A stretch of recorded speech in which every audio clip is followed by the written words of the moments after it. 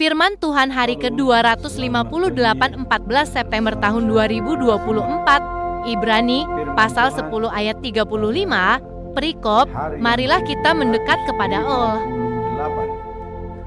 Tanggal 14 September 2024 diambil dari kitab Ibrani pasal 10 ayat 35 dengan perikop, marilah kita mendekati Allah. Dan ayat 35 disebut, sebab itu janganlah kamu melepaskan kepercayaanmu, karena besar upah yang menantinya. Itulah ayat hari ini. Kemudian kita masuk dalam bacaan pagi, diambil dari kitab Para Rasul pasal 12 ayat 20 sampai dengan 25. Kematian Raja Herodes Agripa I. Kemudian bacaan malam diambil dari Galatia pasal yang ke-6 ayat 7 sampai dengan 10. Saling membantu antara yang satu dengan yang lainnya. Sebagai pedoman kita setiap bulan September sudah ditentukan, yaitu dengan topik jadilah laku firman, dan dijabarkan dalam Yakobus pasal 1 ayat 22. Demikian bunyinya, hendaklah kamu pelaku firman, bukan hanya mendengar saja, sebab kalau bukan demikian, kamu menipu diri sendiri. Jadi dalam firman Tuhan, kita menipu diri kita sendiri apabila kita mendengar firman Tuhan tapi tidak menjalankannya. Itu sama dengan penipu.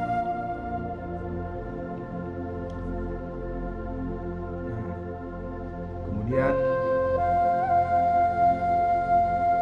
menipu diri sendiri apabila tidak menjalankan firman Tuhan, ya.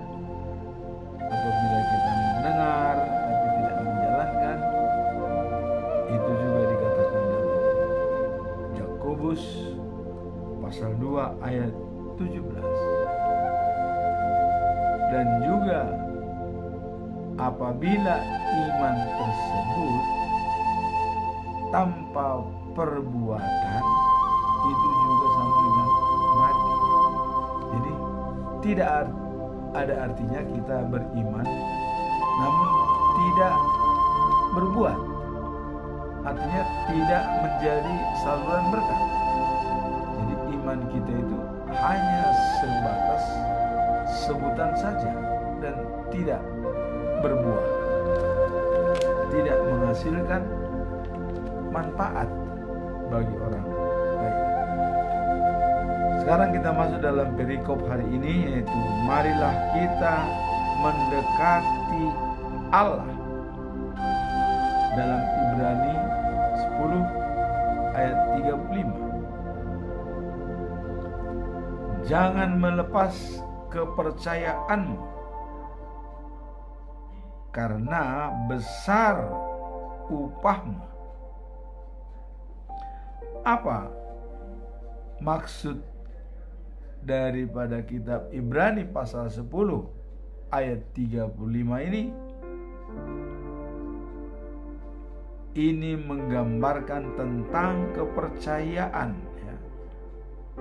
Sebab itu janganlah kamu melepaskan kepercayaanmu, karena akan ada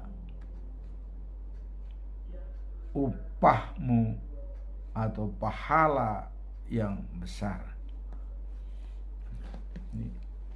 Ayat ini mengingatkan kita untuk tidak melepaskan kepercayaan kepada Tuhan, tidak melepaskan kepercayaan kita kepada Tuhan, terutama kalau kita mengalami masa-masa sulit. Artinya misalnya hidup segan, mati tak mau, karena kita sangat menderita. Kalau dalam istilah itulah dikatakan survival, tidak punya kemampuan untuk bertahan hidup. Nah, sehingga dalam masa sulit tersebut, di sini biasanya bisa merubah iman kita dari percaya menjadi tidak percaya. Nah, inilah yang diingatkan dalam kitab Ibrani, jangan melepaskan kepercayaanmu, karena besar upahmu kalau kita tetap setia dan percaya kepada Tuhan. Nah, seperti dikatakan dalam Yohanes pasal yang ketiga ayat 35, dikatakan bahwa taat dan setia kepada Yesus tidak akan kelaparan. Kemudian percaya kepada Yesus tidak akan kehausan. Kita tahu lapar dan haus secara fisik sangat mengganggu tubuh kita sehari-hari. Tapi Yesus mengatakan di sini tidak kelaparan dan tidak kehausan. Itulah yang dikatakan dalam hidup yang sejati dan kekal. Tidak akan kelaparan kita selama-lamanya, tidak akan kehausan selama-lamanya apabila kita taat kepada Tuhan dan percaya kepadanya. Itulah arti daripada tidak melepaskan kepercayaan kita kepada Tuhan. Nah, pesan ini menegaskan bahwa iman kita walaupun diuji antara iya dan tidak percaya kepada Tuhan adalah kunci untuk mendapatkan pahala yang besar. Jadi ujian itu antara iya dan tidak mengikut Yesus Kristus, ini adalah merupakan kunci utama untuk mendapatkan sesuatu yang lebih besar lagi. Kita lihat seperti siapa yang dalam contoh dalam Alkitab yang sangat teruji keyakinannya kepada Tuhan. Ayub, sampai teman-temannya 3 orang, Elihu, Bildad dan Sofar, apa kata-kata mereka? Tidak mungkin kau tidak berbuat salah sehingga dihukum oleh Tuhan. Karena penderitaan Ayub, hartanya semua hilang, anak-anaknya juga hilang, kemudian sakit lagi dia dengan borok yang sangat-sangat mengerikan. Coba. Tapi sampai istrinya juga mengatakan, udahlah, tinggalkan itu Tuhanmu, hujatlah dia. Percuma kamu bertuhan. Tapi apa kata Ayub? Saya hidup lahir tidak punya baju, dan kalaupun saya harus mati tidak pakai baju, ada masalah. Toh semuanya adalah milik Tuhan. Jangan kalau kita lagi happy diberikan baik kita bersyukur. Tapi kalau kita lagi terpuruk, tidak ada apa-apa, ya maksudnya menghujat Tuhan. Jangan, kata Ayub. Terpuruk atau bahagia, Tuhan selalu membimbing kita. Inilah dikatakan tadi bahwa walaupun diuji, ya, ujian itu adalah merupakan, ya, kunci untuk mendapatkan yang lebih besar. Ya. Jadi pesan ini menggambarkan bahwa iman kita walaupun diuji, ya, dicobai, itu merupakan pembuka lebar-lebar. Apakah kita akan mendapatkan pahala atau bukan? Tapi kalau dalam ujian itu kita lemah, akhirnya kita jatuh kepada yang menguji atas kekuasaan si iblis. Kita death after death, artinya kematian setelah kehidupan saat ini. Inilah yang dikatakan di sini, supaya mendekatlah selalu kepada Tuhan Allah. Nah, seperti menghadapi, ya, kemalangan, ya, kematian dari salah satu keluarga, ya, itu bisa kemalangan, kematian sanak saudara, ya. Nah, kemudian kita sayang, kemudian kita benar-benar menderita akibat masalah yang kita hadapi. Namun Allah mendorong kita untuk terus mempertahankan iman dan tidak mengenal, ya, dan tidak mengenal lelah atau tidak menyerah kepada persoalan tersebut, ya. Karena ada imbalan yang menanti bagi mereka yang setia sampai akhir. Jadi ada, ya, yang akan diraih, akan dicapai. Dan itu kita lihat dalam Galatia 6 ayat yang ke-9, ya. Apa dikatakan di sana? Jangan jemu-jemu berbuat baik, karena kita akan menuai apabila tidak lemah. Ya, kita akan menuai. Menuai apa itu? Yaitu kehidupan yang kekal dan sejati. Itulah inti daripada perikop hari ini, yaitu mendekatlah kepada Tuhan. Nah, kemudian dalam bacaan pagi diambil dari Kitab Para Rasul pasal 12 ayat 20 sampai dengan 25. Kematian Raja Herodes. Waktu yang lalu kita sudah mendengar bahwa Petrus di penjara, ya, ditahan. Nah, kemudian dia bebas karena pertolongan oleh Tuhan Allah. Nah, kemudian Paulus juga pernah di penjara, ya. Dan di sini adalah kematian Raja Herodes. Nah, Herodes marah sekali, ya, kepada orang Tirus dan Sidon. Oleh sebab itu mereka bersama-sama datang menghadap dia.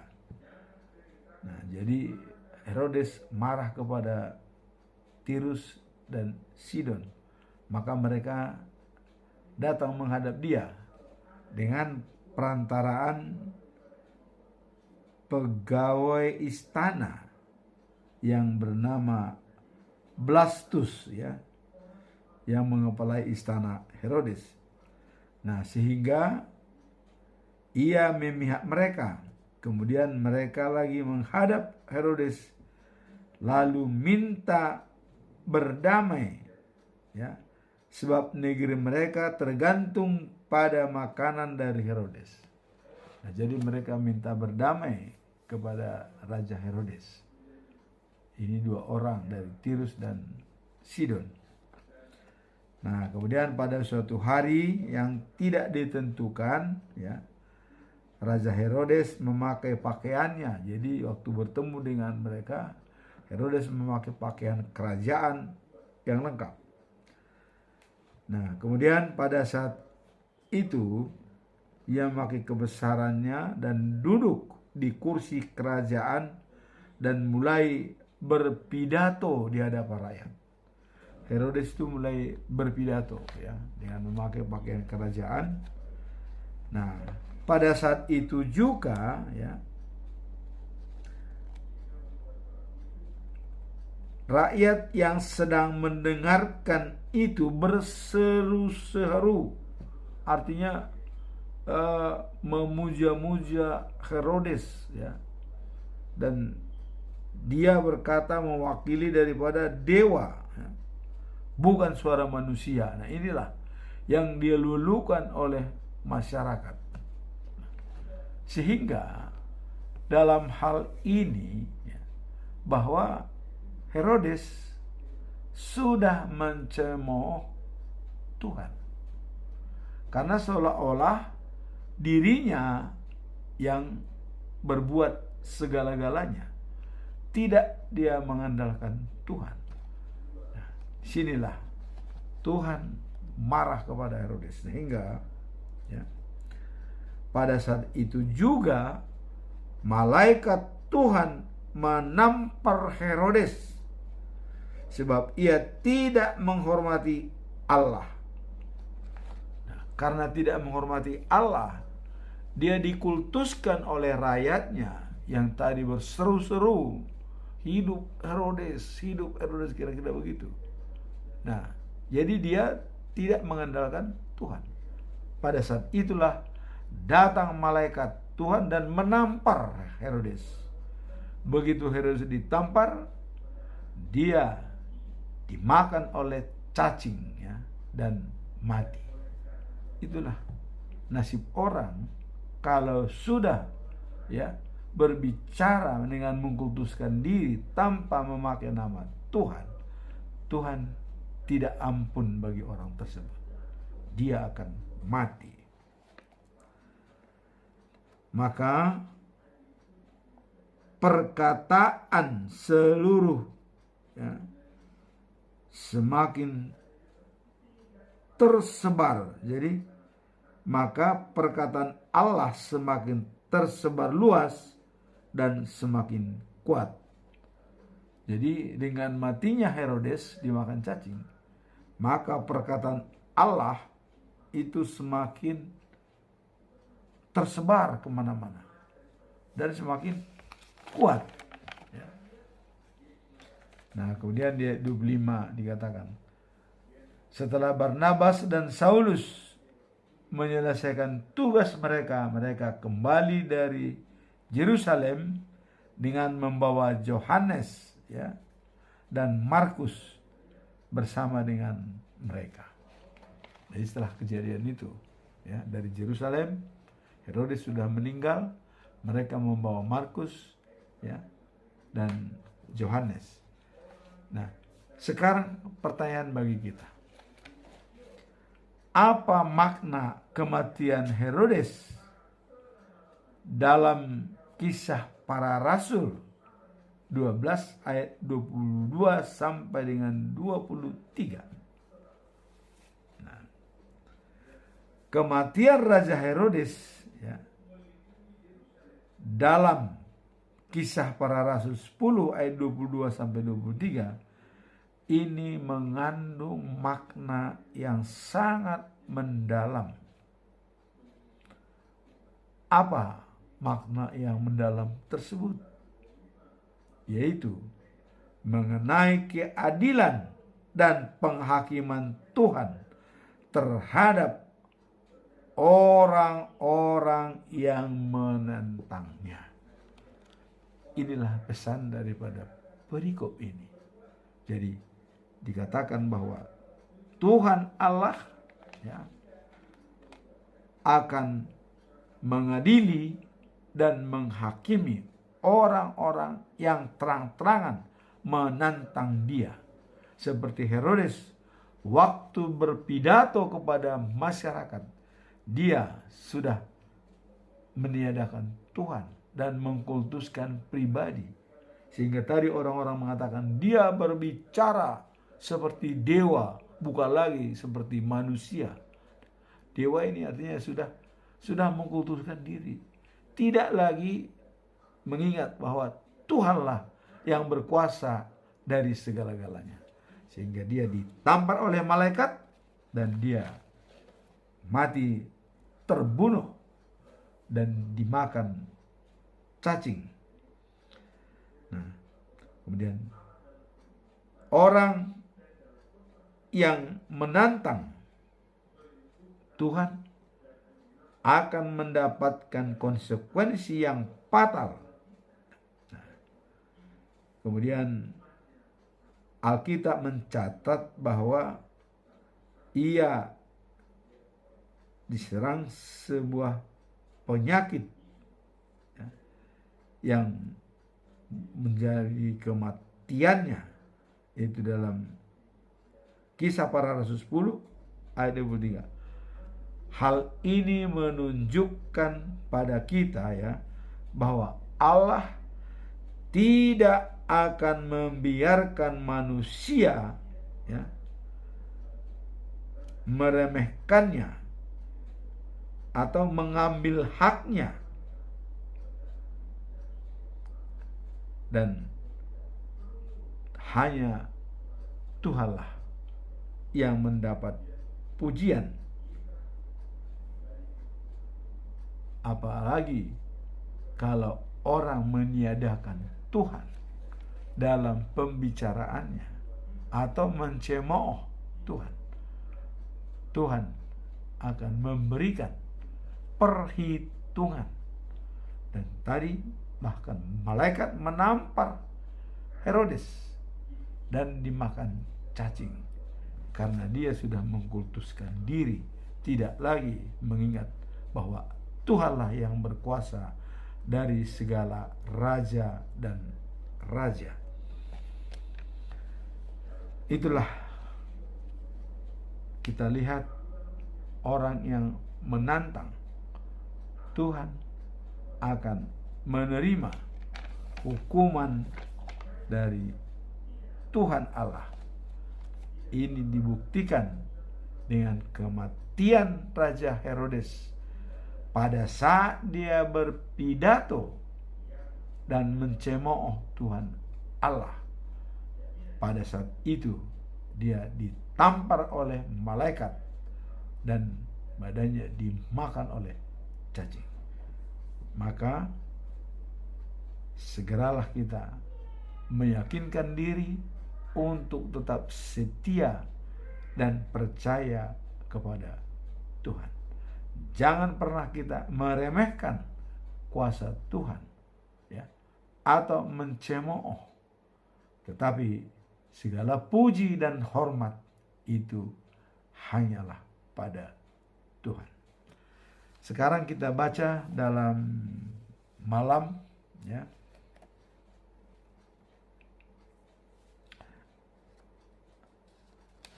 yang disebut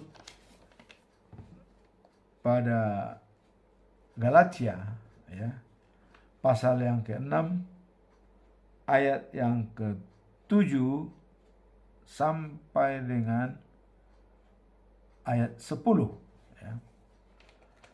Di sini ada himbauan dengan perikop saling membantu antara yang satu dengan yang lainnya.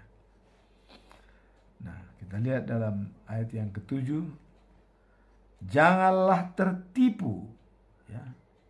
Allah tidak bisa dipermainkan. Apa yang ditanam itulah yang dituai. Jadi Allah tidak bisa dipermainkan, ya. Apa yang ditanam itulah yang dituai. Jadi kita jangan sampai tertipu. Nah, kemudian kalau orang menanam menurut tabiat manusia, ya, ia akan menuai kematian, dan tabiatnya. Tetapi kalau ia menanam dengan menurut pimpinan Roh Allah, ya, ia akan menuai hidup sejati dan kekal dari Roh Allah. Jadi kalau kita menabur, ya, menanam, janganlah kita menanam seperti tabiat manusia, ya, atau kebiasaan-kebiasaan manusia hanya untuk mencari keuntungan. Tapi kita menanam berdasarkan pimpinan daripada Roh Allah. Kalau itu kita lakukan, maka kita akan mendapatkan hidup sejati. Karena keinginan dunia itu sangat berbeda dengan keinginan Roh Allah. Nah, kemudian dia 9 dikatakan, sebab itu janganlah kita menjadi bosan melakukan hal-hal yang baik. Sebab kalau kita tidak berhenti melakukan hal-hal itu, ya, sekali kelak kita akan menuai hasil.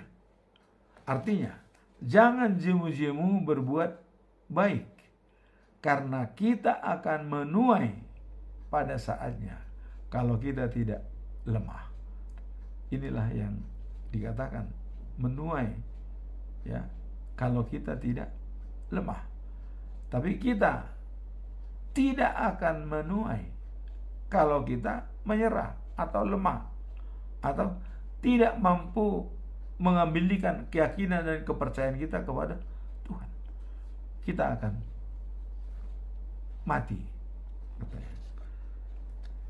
Nah, kemudian dalam ayat 10, jadi selama ada kesempatan bagi kita, hendaklah kita berbuat baik kepada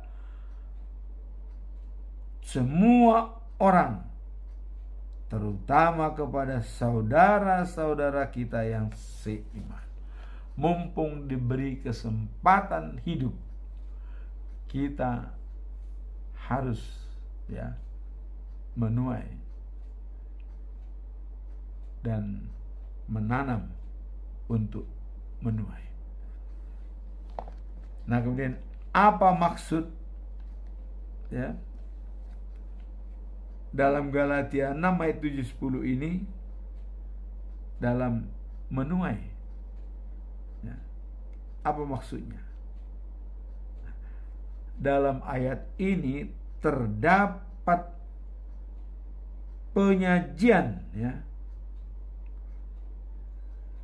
mengenai tabur tuai yang menegaskan bahwa apa yang kita tanam itu yang akan kita tuai. Jadi di sini berlaku tabur tuai. Kalau kita tanam singkong, kita tuai juga singkong. Kalau kita tanam padi, kita menuainya padi. Tapi kalau kita tanam mangga, ya, kita tidak mungkin menuai pepaya. Pasti yang kita tuai mangga. Inilah yang dikatakan tabur tuai. Nah, ayat ini menekankan konsekuensi dan tindakan kita, di mana jika kita tidak menabur hal-hal baik, kita akan menuai kebaikan juga. Jadi apabila kita ya menabur hal-hal yang baik, kita akan menuai kebaikan juga. Tetapi kalau kita menabur hal-hal yang tidak baik, maka kita juga akan menuai yang tidak baik. Nah, dalam ayat 7 mengatakan jangan sesat. Nah, ini dikatakan oleh Tuhan, jangan sesat. Allah tidak membiarkan dirinya dicemooh. Hal ini mengingatkan kita bahwa tindakan-tindakan kita ya, tidak akan terlepas dari penilaian Allah. Setiap perbuatan baik atau buruk akan mendapatkan balasannya. Jadi setiap perbuatan baik dan perbuatan buruk akan mendapatkan balasannya. Nah, sekarang kita dalam kehidupan sehari-hari ini sangat penting untuk selalu ya menabur kebaikan melalui etika kerja yang tinggi dan integritas. Jadi selalu kita untuk menabur melalui etika kerja yang tinggi dan integritas. Integritas artinya sesuai kata dengan perbuatan. Nah, kemudian di ayat 9 dikatakan ya bahwa Rasul Paulus mendorong kita ya supaya tidak jemu-jemu berbuat baik. Artinya jangan pernah kita bosan-bosan dalam membuat kebaikan, karena kita akan menuai pada suatu saatnya apabila kita tidak menjadi lemah. Oleh karena itu, marilah kita terus berusaha melakukan kebaikan dalam hidup kita dan memperhatikan ya bahwa kebaikan orang lain sebagai bagian dari perbuatan baik yang akan menimbulkan berkat di kemudian hari. Jadi kalau kita ya memperhatikan ya melakukan kebaikan kepada orang lain, kita akan menumbuhkan berkat di kemudian hari. Jadi kebaikan itu akan bertambah pada orang lain dan bisa menumbuhkan kebaikan. Matius 7 ayat 12 dikatakan, apa yang akan kita inginkan diperbuat oleh orang lain, perbuatlah seperti itu. Karena itulah yang dikehendaki oleh Tuhan Allah. Itulah firman Tuhan yang kita dapat pada hari ini, yaitu di dalam hari yang ke-258 ya. Marilah kita mendekat kepada Allah. Karena dekat dengan Allah, kesulitan apapun yang kita hadapi itu akan menjadi pahala bagi kita. Nah, kemudian janganlah kita lihat seperti Herodes yang mengkultuskan diri, ya, yang menganggap dirinya segala-galanya dan berpidato kepada masyarakat seolah dia bukan manusia tapi sebagai dewa. Dan ini Allah sangat marah. Apalagi dia mencemooh Allah, maka dia ditampar oleh malaikat dan mati dimakan cacing. Jadi penghakiman dan pertimbangan dari Tuhan akan terjadi apabila orang ya, mencemooh dan mengkultuskan diri pribadi. Nah, kemudian pada yang terakhir ini adalah jangan jemu-jemu berbuat baik, karena kita akan menuai pada saatnya bila kita tidak lemah dan kita selalu peduli dan care kepada Tuhan. Demikianlah firman Tuhan pada hari ini. Semoga kita semakin mempelajari dan memperdalam firman setiap hari. Tuhan memberkati kita. Amin.